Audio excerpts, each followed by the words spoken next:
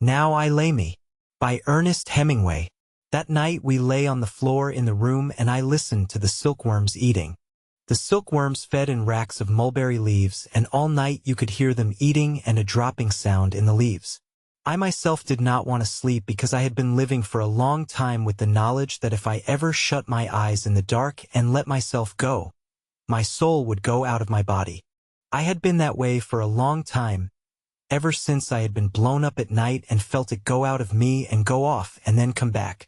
I tried never to think about it, but it had started to go since, in the nights, just at the moment of going off to sleep, and I could only stop it by a very great effort.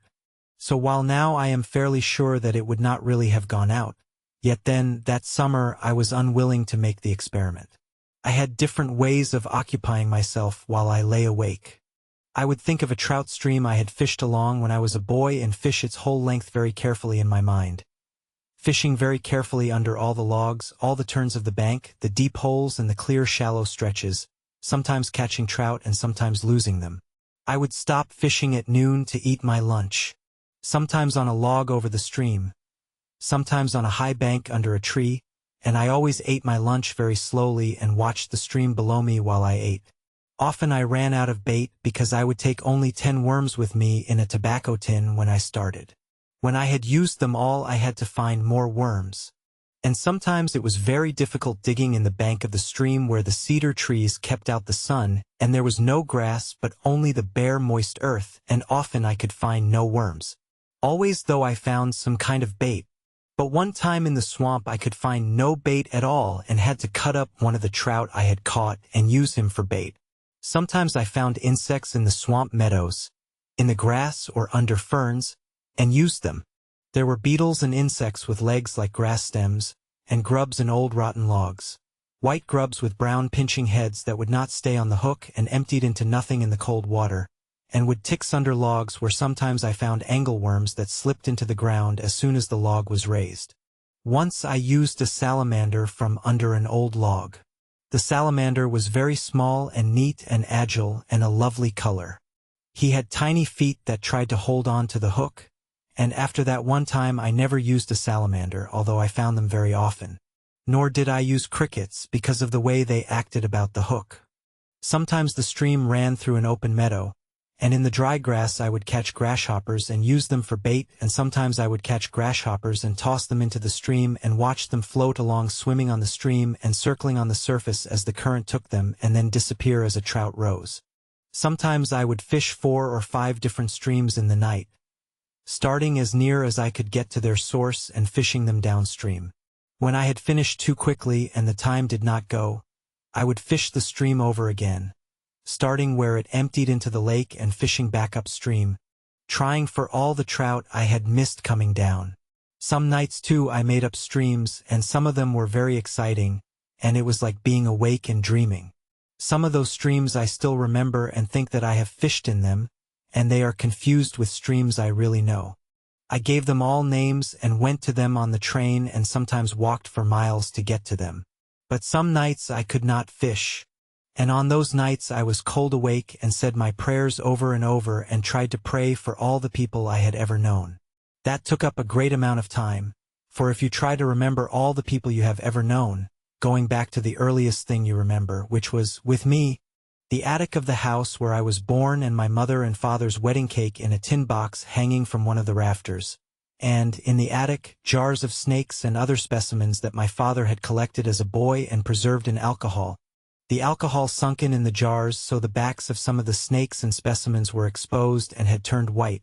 If you thought back that far, you remembered a great many people. If you prayed for all of them, saying a Hail Mary and an Our Father for each one, it took a long time and finally it would be light, and then you could go to sleep, if you were in a place where you could sleep in the daylight. On those nights I tried to remember everything that had ever happened to me, starting with just before I went to the war and remembering back from one thing to another. I found I could only remember back to that attic in my grandfather's house. Then I would start there and remember this way again until I reached the war. I remembered, after my grandfather died, we moved away from that house and to a new house designed and built by my mother.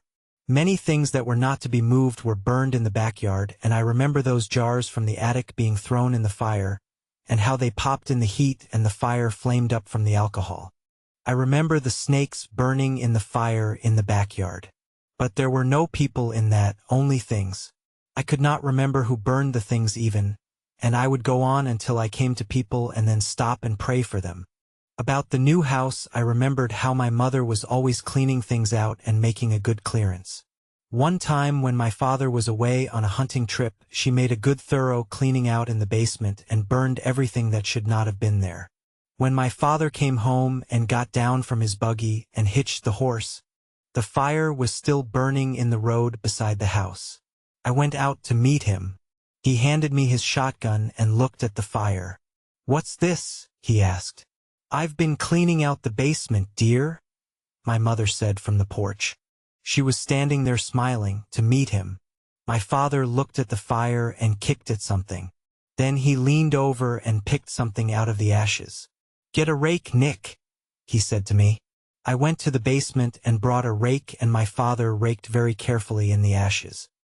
He raked out stone axes and stone skinning knives and tools for making arrowheads and pieces of pottery and many arrowheads.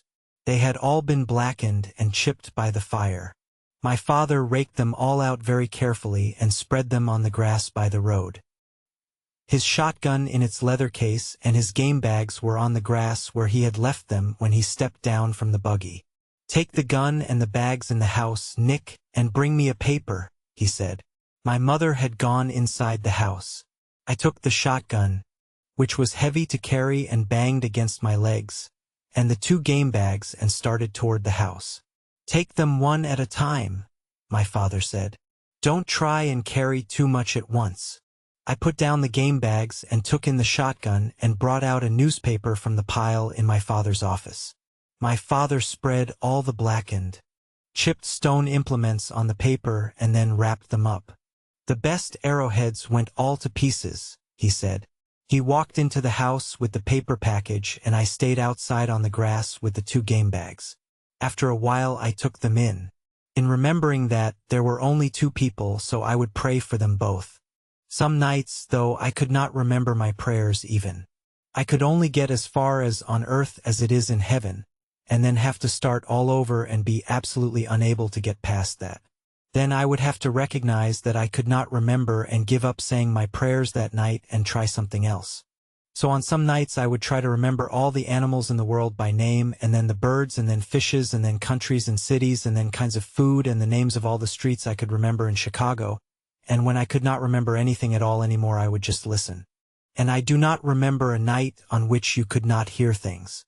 If I could have a light, I was not afraid to sleep, because I knew my soul would only go out of me if it were dark. So, of course, many nights I was where I could have a light, and then I slept because I was nearly always tired and often very sleepy. And I am sure many times too that I slept without knowing it, but I never slept knowing it, and on this night I listened to the silkworms. You can hear silkworms eating very clearly in the night, and I lay with my eyes open and listened to them. There was only one other person in the room, and he was awake too. I listened to him being awake for a long time. He could not lie as quietly as I could because, perhaps, he had not had as much practice being awake. We were lying on blankets spread over straw, and when he moved the straw was noisy, but the silkworms were not frightened by any noise we made and ate on steadily.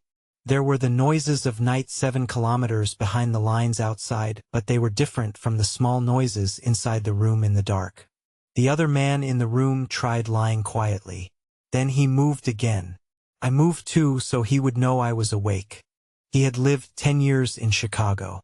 They had taken him for a soldier in 1914 when he had come back to visit his family, and they had given him to me for an orderly because he spoke English. I heard him listening, so I moved again in the blankets. "Can't you sleep, Signor Tenante?" he asked. "No, I can't sleep either." "What's the matter?" "I don't know. I can't sleep." "You feel all right?" "Sure. I feel good. I just can't sleep." "You want to talk a while?" I asked. "Sure. What can you talk about in this damn place?" "This place is pretty good," I said. "Sure. he said. It's all right. Tell me about out in Chicago, I said. Oh, he said. I told you all that once. Tell me about how you got married. I told you that. Was the letter you got Monday from her? Sure. She writes me all the time. She's making good money with the place.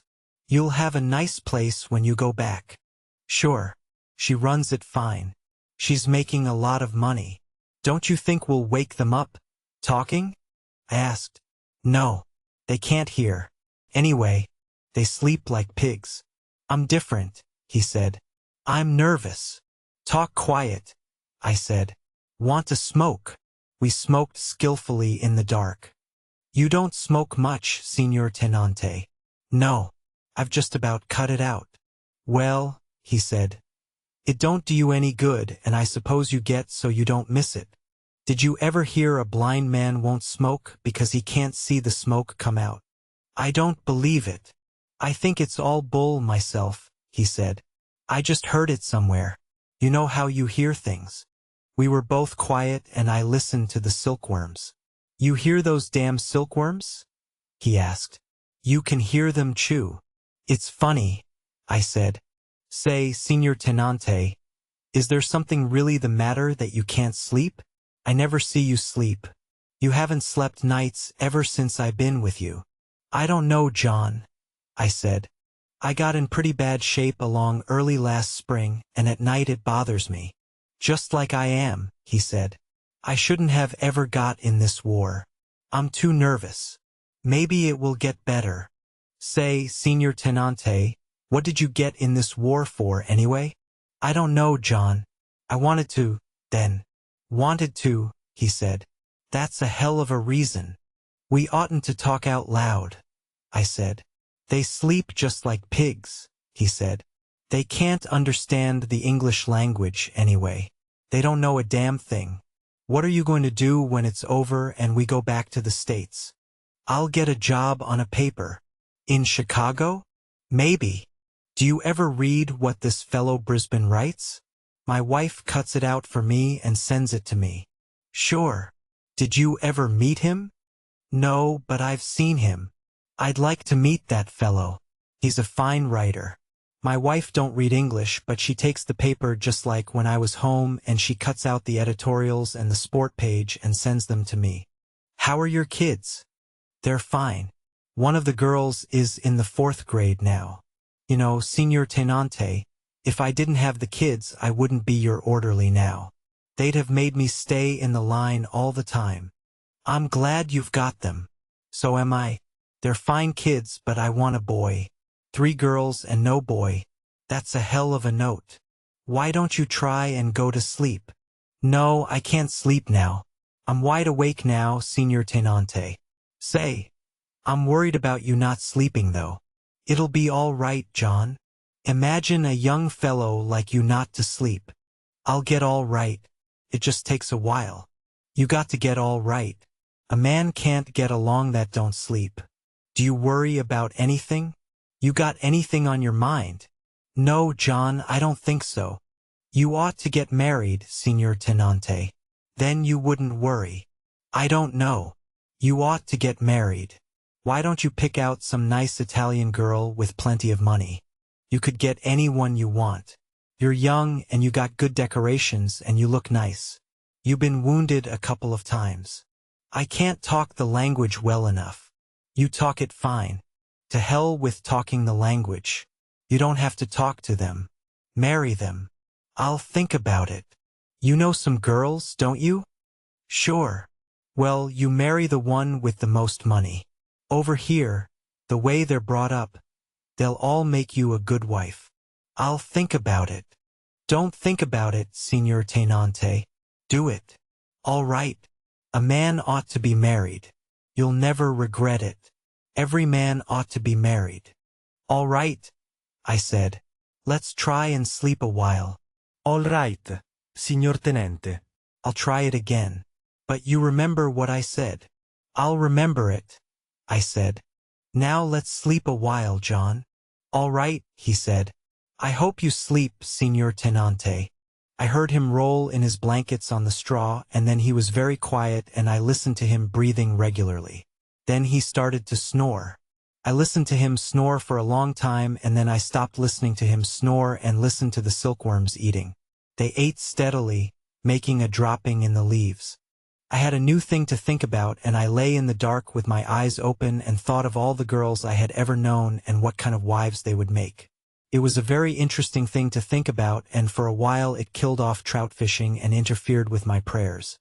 Finally, though, I went back to trout fishing, because I found that I could remember all the streams and there was always something new about them, while the girls, after I had thought about them a few times, blurred and I could not call them into my mind, and finally they all blurred and all became rather the same and I gave up thinking about them almost altogether. But I kept on with my prayers and I prayed very often for John in the nights, and his class was removed from active service before the October offensive. I was glad he was not there, because he would have been a great worry to me. He came to the hospital in Milan to see me several months after and was very disappointed that I had not yet married, and I know he would feel very badly if he knew that, so far, I have never married. He was going back to America and he was very certain about marriage and knew it would fix up everything.